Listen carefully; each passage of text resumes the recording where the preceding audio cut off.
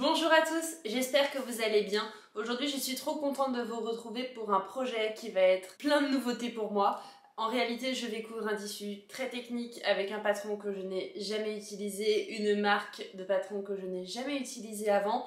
Donc ça va être une totale découverte et je dois bien reconnaître que même si je suis très excitée par ce projet, j'ai un peu peur de ce que ça pourra donner, mais on va découvrir ça ensemble. Je vais donc coudre une cape.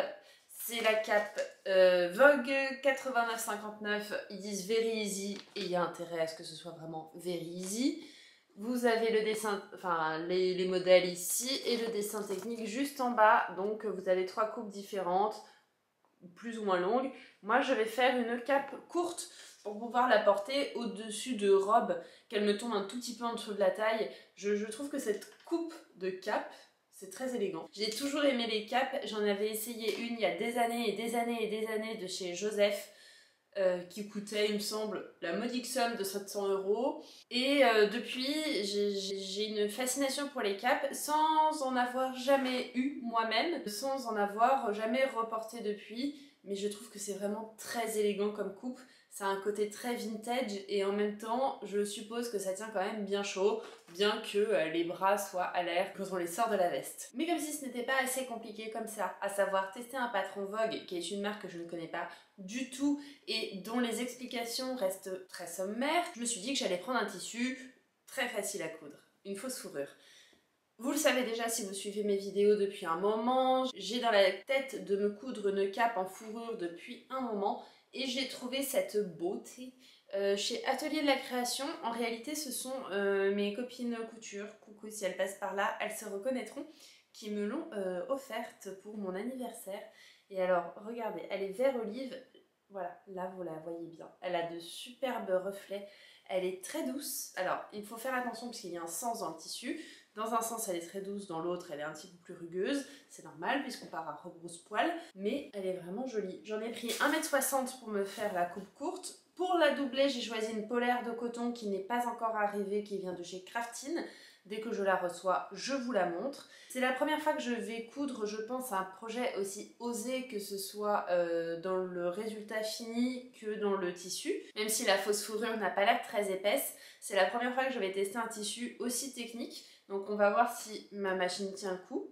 Je compte sur toi. Sache-le. Ben, j'espère que le résultat sera à hauteur de mes attentes parce que j'ai dans la tête des images très années 20, très chic, un peu Gatsby le magnifique qui porte ça. Alors pas lui en l'occurrence, mais peut-être davantage Daisy que lui. Mais je sais pas. En fait, où ça va passer, où ça va casser, et j'espère que ça va passer. Et que ce sera à hauteur de mes attentes. Dans tous les cas, je suis très contente de vous présenter un projet qui diffère un peu de ce que j'ai l'habitude de présenter sur ma chaîne.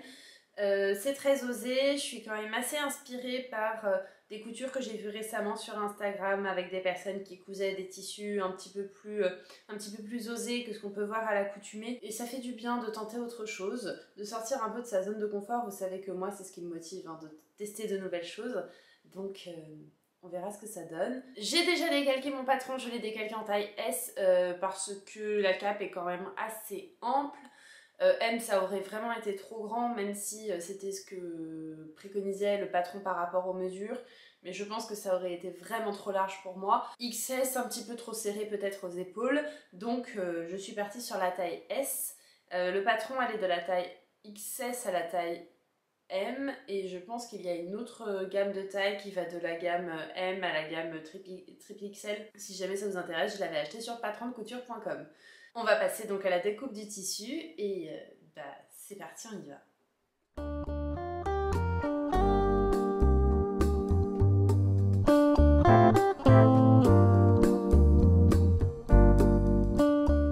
Cette histoire commence très bien, j'ai commencé à y aller avec mes épingles et ça ne prend pas du tout, donc on va y aller avec des livres. Voilà, je n'ai pas de poids, je ne vois pas l'intérêt d'en acheter, donc moi j'utilise des livres, ça fonctionne tout aussi bien, mais je me dis que la couture va être extrêmement laborieuse si je ne peux pas planter d'épingles dans ma fourrure. Allez, on s'y recolle.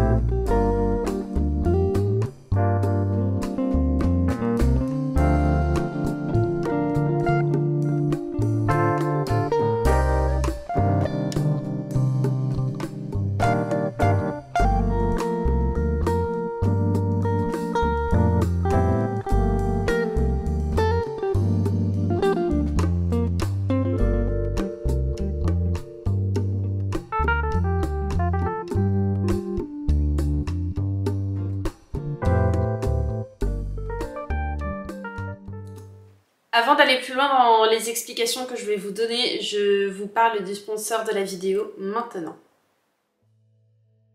Je remercie Ana Luisa de m'avoir à nouveau fait confiance et proposé une collaboration pour cette vidéo. La sélection qu'ils m'ont envoyée est certainement celle qui me plaît le plus parmi toutes celles issues des précédents partenariats. Il y a tout d'abord cette bague à l'esprit chevalière, en nacre avec une incrustation en forme d'étoile surmontée d'un strass. Je la trouve élégante et raffinée, avec également beaucoup de caractère. Il est possible de la prendre une taille en dessous pour en faire une bague de petits doigts. Il y a ensuite ce collier que j'appelle serpent, avec des mailles très resserrées. J'ai toujours aimé ce genre de collier qui se prête à toutes les occasions. C'est un classique de la boîte à bijoux, un intemporel. Enfin, Ana Luisa propose une sélection de pendentifs sur le thème des énergies. J'ai choisi celui de la lumière, pour lequel le dessin m'évoquait beaucoup de choses. Le pendentif a un effet martelé et brut et se présente sur une très fine chaîne assortie. Les bijoux sont envoyés dans de très jolies pochettes individuelles, faciles à ranger, comme vous le voyez sur les images. Je vous affiche ici un code promotionnel et vous pourrez retrouver ma sélection de bijoux en barre d'informations. Je remercie Ana Luisa de sponsoriser cette vidéo et je vais vous expliquer ce qu'il va advenir de cette cape désormais. Dans tous les cas, je vais devoir arrêter la couture tout de suite parce que je n'ai pas la polaire, donc je ne peux pas aller plus loin. Mais j'ai assemblé toutes les pièces. Actuellement, ça ressemble à pas grand chose. Je la mets sur moi, je trouve que la couleur est plutôt jolie. En revanche, elle tient bien chaud et je m'attendais pas à ça, venant de polyester plus. Pour la couture, c'est pas très compliqué. En revanche, je couds avec un masque, comme vous l'avez vu sur les images, parce qu'il y a beaucoup de petites particules qui s'envolent et c'est pas très agréable à la gorge. Ce sont des marges de 1,5 cm. Je ne sais pas si l'écran se correspond ou pas, étant donné que le tissu était très mou. C'était difficile de découper et d'épingler comme il fallait, donc j'ai un peu fait mes crans au pif. Ne faites surtout pas ça à la maison, mais ça s'est bien passé quand même. On va dire que les longueurs se correspondent entre elles. Comme je vous dis, je vais devoir arrêter la couture maintenant puisque je ne peux pas aller plus loin, mais j'ai hâte de reprendre. Je reviendrai vers vous quand j'aurai reçu la polaire, que je l'aurai lavée et découpée et qu'on pourra avancer.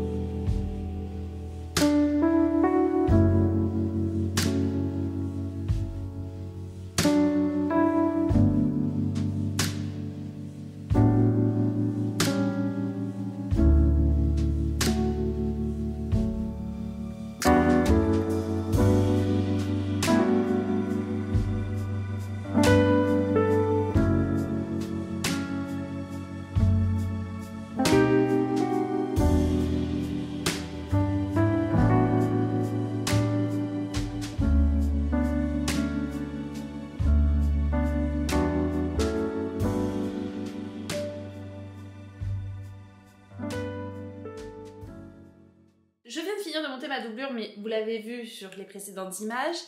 Pour la doublure, j'ai donc choisi une polaire en coton. Je l'ai commandée chez Craftine, et pour la petite anecdote, je l'ai donc commandée chez Craftine en hésitant entre celle de chez Craftine et celle de c'est dur. J'ai donc commandé cette polaire chez Craftine et j'avais hésité entre celle de chez Craftine et celle de chez Mercerine, qui était... celle de Craftine était un poil moins chère.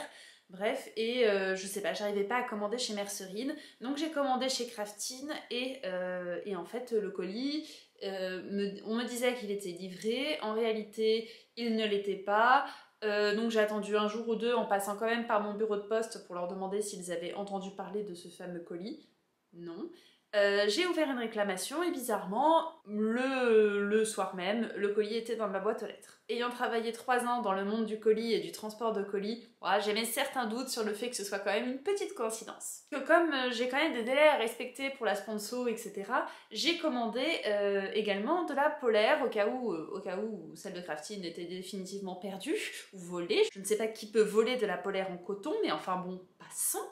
J'ai commandé la polaire de chez Mercerine, cette fois-ci j'ai réussi à la commander, donc je me retrouve avec 1,50 m de polaire supplémentaire, je ne sais pas trop ce que je vais en faire. J'imagine que je vais en faire un sweat qui se zippe sur le devant sans capuche pour mon copain quand il va courir. Ça va finir là-dedans, je pense. Dans tous les cas, ma polaire est donc cousue, j'ai laissé la place ici pour les bras. Je vais pouvoir l'assembler à ma cape en fourrure qui est juste ici.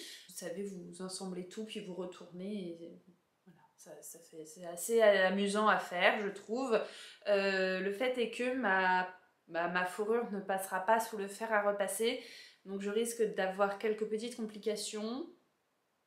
Bon, on verra, j'en suis pas là. Je vais faire le col aujourd'hui, puis après j'arrêterai peut-être pour la journée, je reprendrai peut-être demain. À voir. De toute façon, je vous montre tout ça.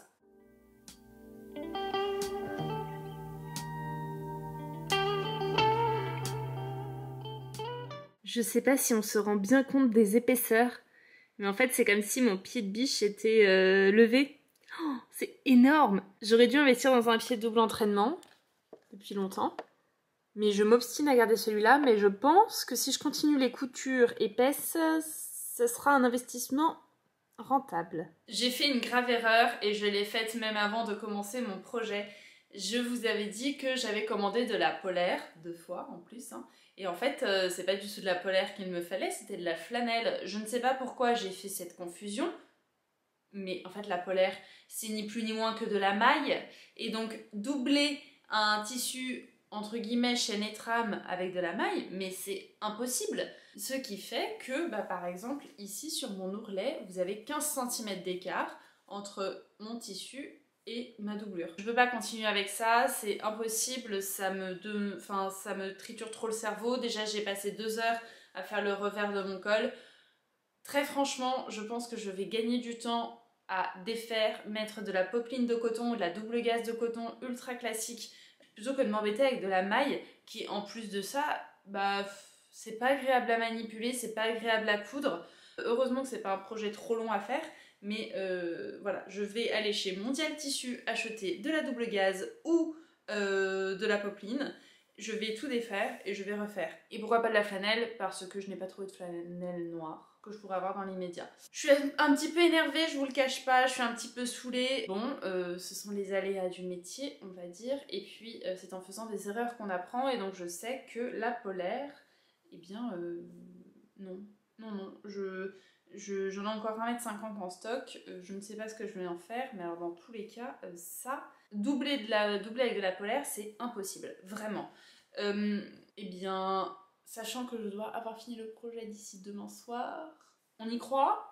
Moi j'y crois, Allez, souhaitez-moi bonne chance, et même si je pense que vous aurez déjà vu le projet fini quand vous me souhaiterez bonne chance, mais c'est parti, on refait tout. Je suis désolée si vous m'avez vu flou, il s'obstine à mettre le bouquet derrière en net, alors que c'est moi, oh c'est moi qui dois figurer au premier plan, pas le bouquet. Bon, peu importe, désolée si ça a été flou, on repasse à la couture. Alors, je vous racontais mes mésaventures. Prenez un thé, je pense que ça va être palpitant. J'ai acheté de la gaze de coton pour doubler ma cape. Et ça n'allait pas du tout, c'était hyper élastique. Donc en fait, c'était comme la polaire. J'ai été pas mal démoralisée par ça. J'ai boudé, hein, vraiment. J'ai boudé le projet et j'ai acheté de la popeline de coton. Alors elle est bleu marine, elle n'est pas noire parce que je n'ai pas trouvé de popeline noire.